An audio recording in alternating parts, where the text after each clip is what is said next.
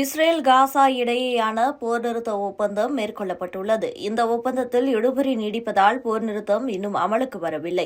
இதனால் காசாவில் தொடர்ந்து இஸ்ரேல் நடத்தும் தாக்குதலில் 12 பேர் வரை பலியாகி. இதற்கிடையேதான் இஸ்ரேல் பிரதமர் நெதன்யாகு போர் நிறுத்த ஒப்பந்தம் தொடர்பாக அமைச்சரவையுடன் ஆலோசிக்க உள்ளார். இஸ்ரேல் பாலஸ்தீனத்தின் காசா இடையே எல்லை பிரச்சினை நீண்ட காலமாக உள்ளது. இந்த பிரச்சினை என்பது கடந்த 2023ஆம் ஆண்டு போராக மாறியது. காசா என்பது ஹமாஸ் அமைப்பின் கட்டுப்பாட்டில் உள்ள நிலையில் இஸ்ரேல் அதன் மீது போரை தொடங்கியது. இந்த போர் ஓராண்டை கடந்து நடந்து வருகிறது. இதில் காசாவில் வசிக்கும் லட்சக்கணக்கான மக்கள் பிற நாடுகளுக்கு அகதிகளாக குடிபெயர்ந்துள்ளனர். அதோடு சுமார் 50,000த்திற்கும் அதிகமான மக்கள் கொல்லப்பட்டுள்ளதோடு லட்சக்கணக்கான மக்கள் காயமடைந்துள்ளனர்.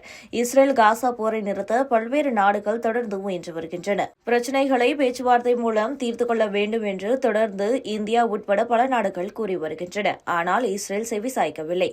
இதற்கிடையேதான் காசாவில் போரை நிறுத்துவதற்கும் பாலஸ்தீனம் மற்றும் இஸ்ரேலிய பணைய கைதிகளை பரிமாறிக்கொள்வதற்கும் இஸ்ரேலும் ஹமாஸும் ஒரு முக்கிய உடன்படிக்கையை எட்டின.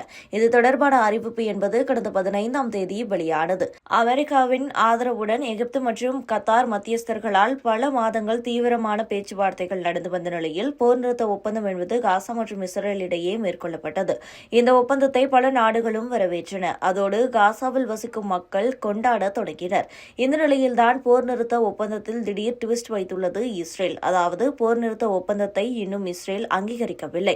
இஸ்ரேல் அமைச்சரவையை கூட்டி போர் நிறுத்த ஒப்பந்தம் ஏற்பட்டால் மட்டுமே அது அமலுக்கு வரும்.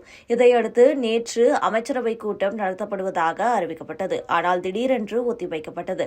இதையடுத்து இஸ்ரேல் பிரதமர் நெதன்யாகு நாட்டின் பாதுகாப்புத்துறை அமைச்சர் உட்பட அமைச்சரவை சகாக்களுடன் போர் நிறுத்த ஒப்பந்தம் பற்றி ஆலோசனை மேற்கொள்ள உள்ளார். இதில் போர் நிறுத்த ஒப்பந்தம் ஏற்படும் நிலையில்தான் இஸ்ரேல் காசா போர் என்பது முடிவுக்கு வரும். இல்லாவிட்டால் தொடர்ந்து காசா மீது இஸ்ரேல் போரை தொடரும். இஸ்ரேல் காசா இடையேயான போர் நிறுத்த ஒப்பந்தத்தில் சிலவற்றை ஹமாஸ் பின்பற்ற மறுப்பதாக கூறப்படுகிறது. இதனால் இஸ்ரேல் இந்த போர் நிறுத்த ஒப்பந்தத்துக்கு ஒப்புதல் வழங்கும் அமைச்சரவை கூட்டத்தை தாமதப்படுத்தி வருவதாக கூறப்படுகிறது. அது மட்டுமின்றி போர் நிறுத்த ஒப்பந்தத்தில் உள்ளபடி அனைத்து பணைய கைதிகளை விடுவிக்க ஒப்புக்கொண்டால் மட்டுமே போர் நிறுத்தத்துக்கு இஸ்ரேல் ஆதரவு தெரிவிக்கும் என்று தெரிவிக்கப்பட்டுள்ளது. இதனால் இஸ்ரேல் பிரதமர் பெஞ்சமின் நெதன்யாகு தலைமையில் நடக்கும் அமைச்சரவை கூட்டம் என்பது அதிக கவனம் பெற்றுள்ளது.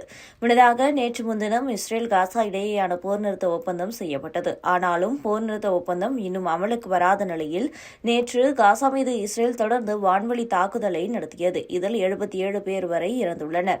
இதுபற்றி அமெரிக்க வெளியுறவுத்துறை அமைச்சர் ஆண்டனி பிளிங்கன் கவலை தெரிவித்துள்ளார். இதுபற்றி அவர் பேசும்போது இஸ்ரேல் காசா போர் நிறுத்த ஒப்பந்தம் என்பது தளர்வான முடிவாக உள்ளது. இன்னும் போர் நிறுத்த ஒப்பந்தம் என்பது உறுதி செய்யப்படாதது கவலை அளிக்கிறது. இருப்பினும் திட்டமிட்டபடி வரும் 19ஆம் தேதி முதல் போர் நிறுத்த ஒப்பந்தம் அமலுக்கு வரும் என்று நம்புகிறேன் என்று நம்பிக்கை தெரிவித்துள்ளார்.